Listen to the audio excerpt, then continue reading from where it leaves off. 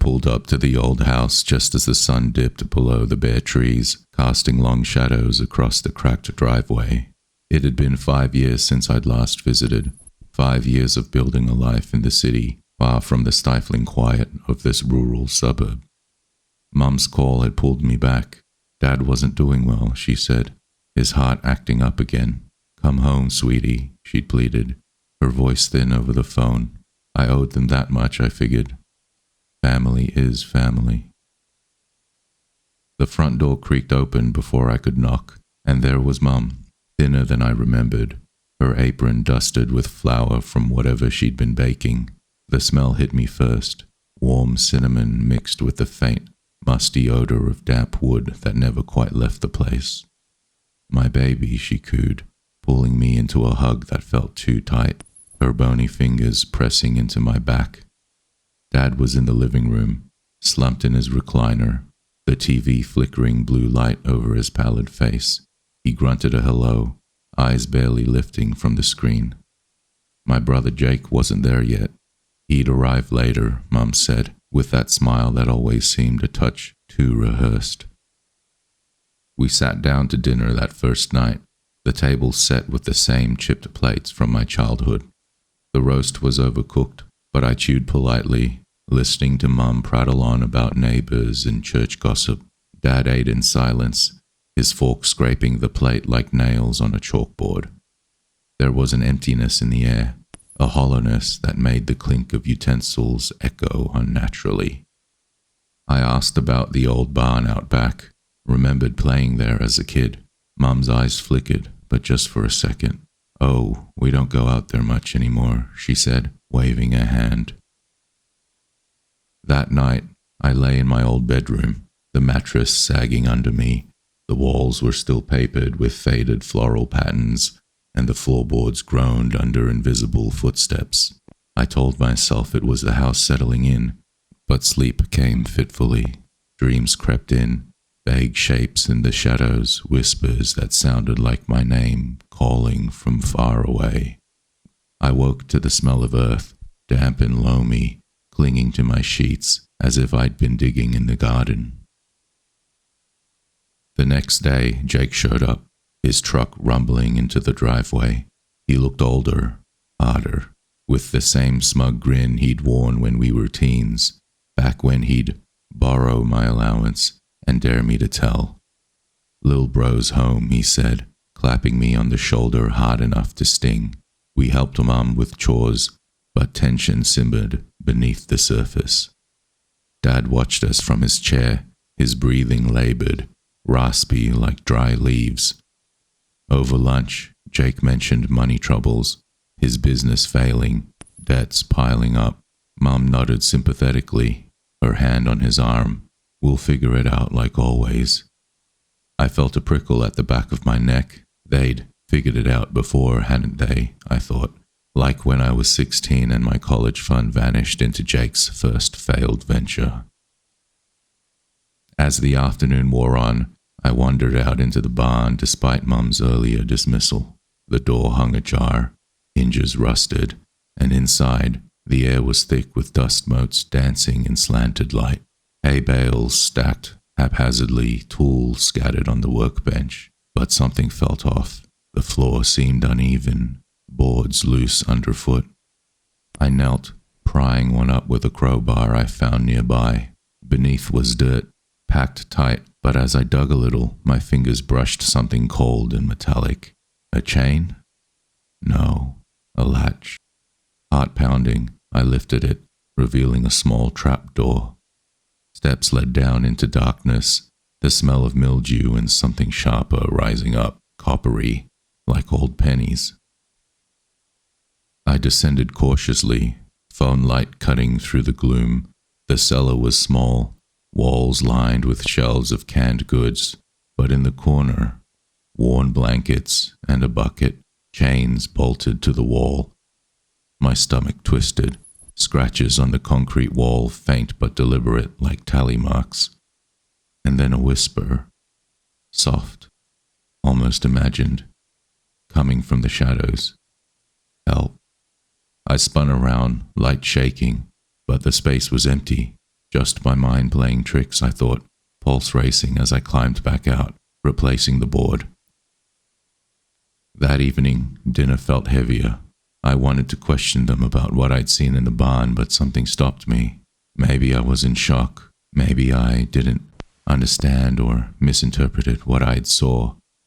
Or maybe I was afraid of what my family would say if I asked. Jake talked animatedly about a new opportunity, his eyes gleaming with that sadistic spark, the one he'd flash when twisting my arm as kids, just to hear me yelp. Mum served seconds, insisting I eat more, her smile unwavering. Dad wheezed, watching it all. As we cleared plates, Jake leaned in close. "You know we've missed you. Family sticks together." His breath was hot on my ear. I excused myself early, retreating to my room, but sleep evaded me. The house whispered, creaks and sighs, a distant scratching like nails on wood. Around midnight, I heard footsteps in the hall, soft and deliberate. The door handle turned slowly. I froze, pretending to sleep. Then I heard Mum's voice, low, just a whisper. "He's ready." In the morning, I packed quietly, my heart hammering, but as I reached the door, Dad's hand clamped my wrist, stronger than he looked. Leaving so soon, his eyes, clear now, held a hunger I'd mistaken for frailty. The trapdoor flashed in my mind, those chains, the tally marks. I broke free and drove away without looking back. Calls came later. Mum's voice, sweet as ever. "Come back soon, sweetie."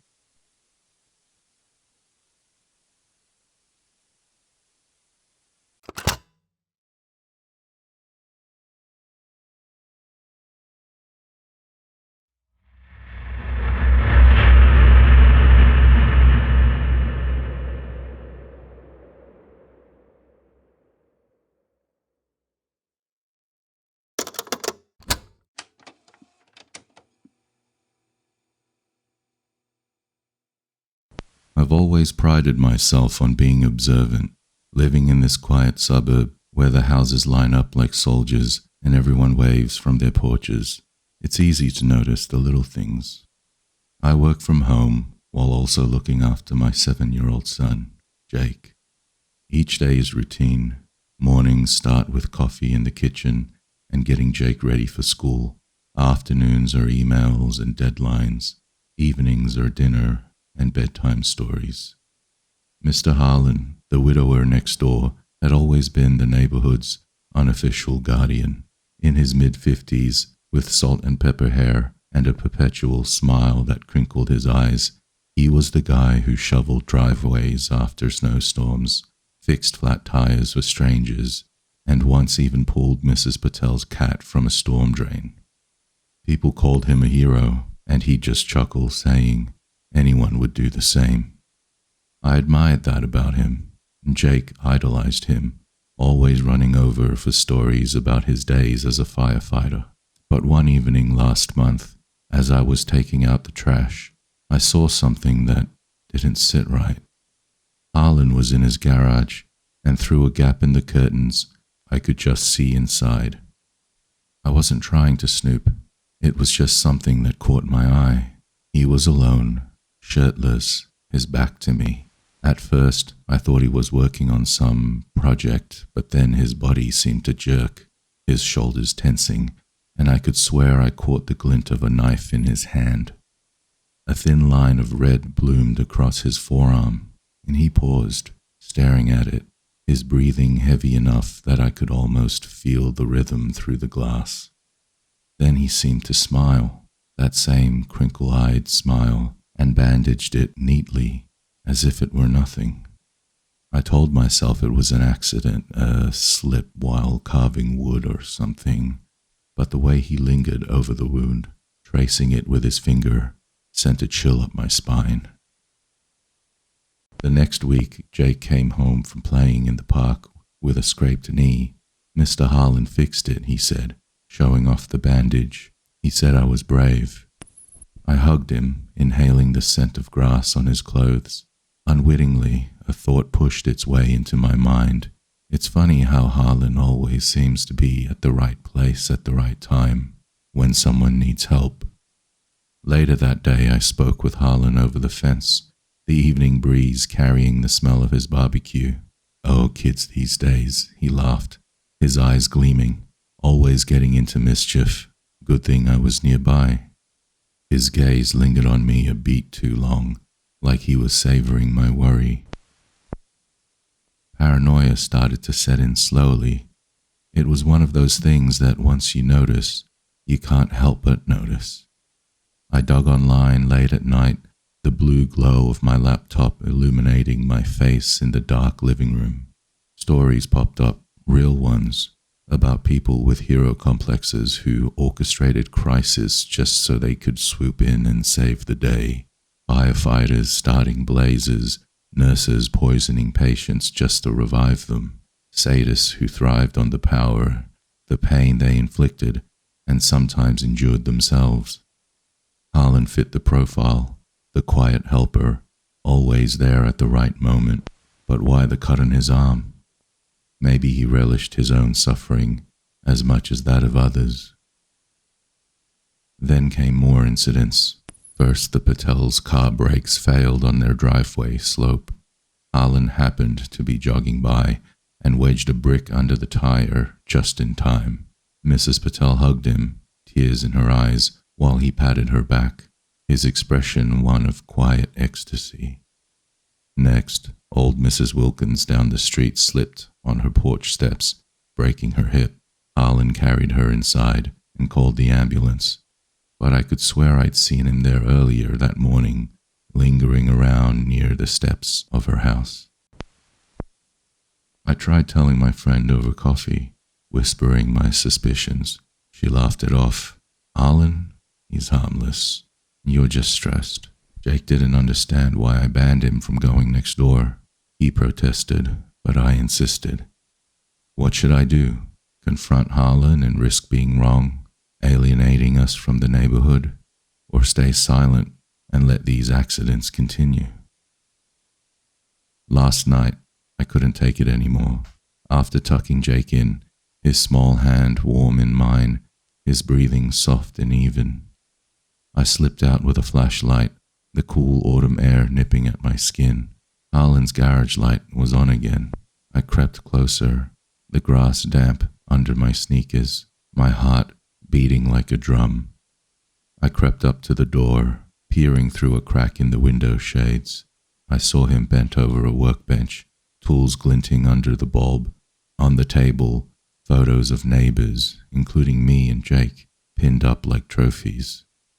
He paused, knife in hand, and sliced a shallow line across his palm, blood welling up, dark and viscous. He sighed contentedly, then looked up, straight at me. His smile widened, his eyes locking on mine. I backed away, panic engulfing me, flashlight beam shaking in my hand. He stepped forward, knife dripping. The door swung open, his shadow stretching toward me like fingers. I turned to flee, but my foot caught on something and I stumbled, the world tilting, my breath knocked out of me. He was closer now. "Let me help you," he murmured. "That's what I do."